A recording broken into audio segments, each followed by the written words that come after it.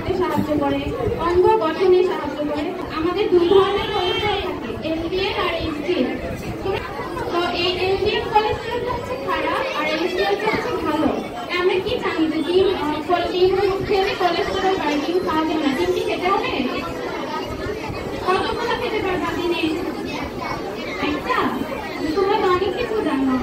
ডিম কখন খাবে? সকালে খাবে। তোমরা সকালে ব্রেকফাস্ট করো? কি খেয়ে আসো? কি খাও? ডিম খাও? ডায়েট মানে কি জানো? কি ডায়েট মানে? ডায়েট মানে চিকন খাওয়া?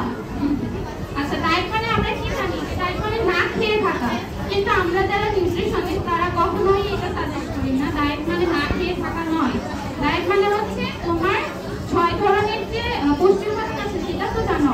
শর্করা, আমিষ, ফ্যাট, ভিটামিন, খনিজ লবণ আর পানি। সব ধরনের পুষ্টি উপাদানে একটা খাবার থাকবে। মানে সারাদিন তুমি যা খাবে এই সব